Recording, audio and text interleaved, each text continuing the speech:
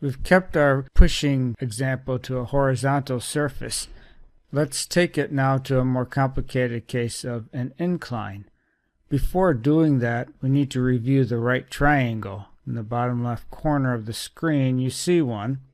It has a hypotenuse and it has two edges and an angle that is called theta. And the adjacent, you'll recall, is the hypotenuse times cosine of theta.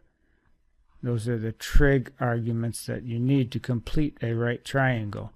So if you know the hypotenuse and you know the angle, you know this length. You just take cosine of that angle and multiply it by the hypotenuse.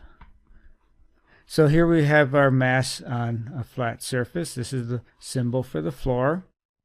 Let's turn this into a real free body diagram. First is gravity, going straight down. Because the box is not breaking through the floor, there's a normal force that's equal and opposite to gravity. You might give the box a little push. You've got a pushing force, and then there's going to be a little resistance from friction. And those are the four forces involved in something being pushed by a hand across a horizontal surface. If you take this surface and make it vertical, so that it's the wall, and you let go of that object, it will just fall. Let's do a free body diagram on it. There's gravity. There's possibly some friction. There's a normal force from the wall pushing on our object. So that's the free body diagram on that object that's right next to the wall. But I have an issue with this. The object is just next to the wall. Nobody's pushing it against the wall. So there's actually no normal force. And this is really important. If there's no normal force, if the object isn't actually pressing against the wall, where's the friction? It'll be gone too. Friction actually requires that there be at least some normal force. If you can hover, you are going to be able to move without friction. The normal force is actually essential for friction. So in this particular case, the only force acting on this object is gravity. The in-between situation would be taking that floor and inclining it. So we'll take a close-up look at the free body diagram for that case. I'm going to dispense with the hash marks that indicate floor just because it's going to get in the way of the lines. There's always gravity pointing straight down, always down. Even when the floor is at an incline, gravity points down. Now you have to rethink the normal force. The normal force is always perpendicular to the surface, which means the normal force is not straight up. It's at this little bit of an angle. And I drew the direction of this force arrow very deliberately. Just for a second, move it over here. So you can see it's exactly perpendicular to that surface. There's one other force probably, unless you put a lot of oil on the surface, there's going to be some friction. Friction always goes in the opposite direction of motion. Presuming that this block is currently sliding down the hill, friction is pointing up. By the way, if you were just to give this box a shove up the hill, friction would be pointing down. Friction always points in the opposite direction of motion. Let's do a close-up of this free body diagram in order to figure out how much of this gravity is actually able to make the box accelerate. If the incline were horizontal, like the floor, the box would never start to move. That would be a poltergeist.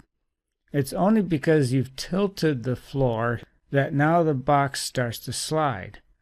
It doesn't slide as fast as if it were falling, which would be really fast. So the question would be, how much acceleration does it have as it slides down the incline?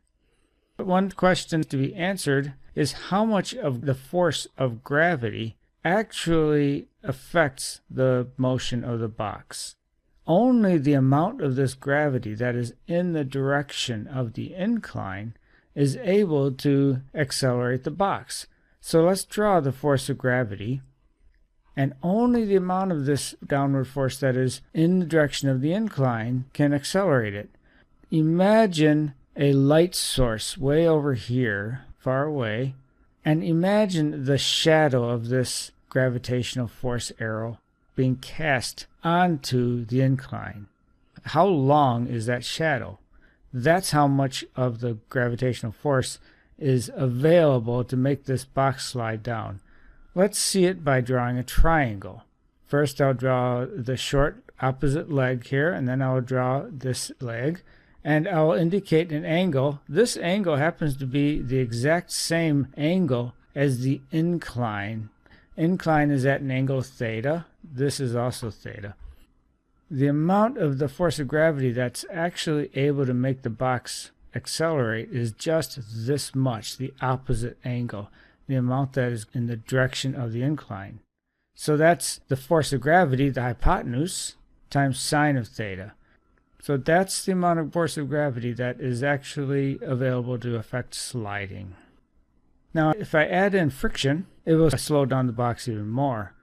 So this is not a statement of what the acceleration is. It's just a statement of how much force is pulling the box down. But if I had no friction, if I oiled the surface, or if it's what I'm going to show you in the video, a cart with good wheels, then the acceleration downward is going to be g, 9.8 meters per second squared, times sine of theta. Now let's have a look.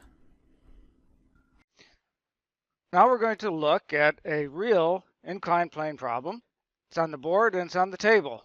First, let's look at the board. So I'm going to have a cart on a track, and the track is elevated at 15 degrees. And so if I did a free body diagram on the cart, I have gravity going down, mg is the force of gravity. I have the normal force pointing perpendicular to the surface, and so it's almost vertical because the surface is at a very small angle. And there might be a little bit of friction, but you'll see I've really taken that out. So if that angle, 15 degrees called theta, if that angle theta were 0, the track would be horizontal, and there would be no gravity pulling the cart. And so the cart would just sit there. If that angle were 90 degrees, this track would be a wall. And when I let go of the cart, it would simply fall. So let's go ahead and look at this over here. So here's the cart. Here's the track. So the cart will start here, and it'll go down to the end of the track. So if I were to drop the cart, it would go really fast, like this. That's falling. This is going to accelerate at a much lower pace than that because it only gets 15 degrees worth of gravity. If it has 90 degrees worth of gravity, it's falling. But if it has 15 degrees worth of gravity, it just slowly goes.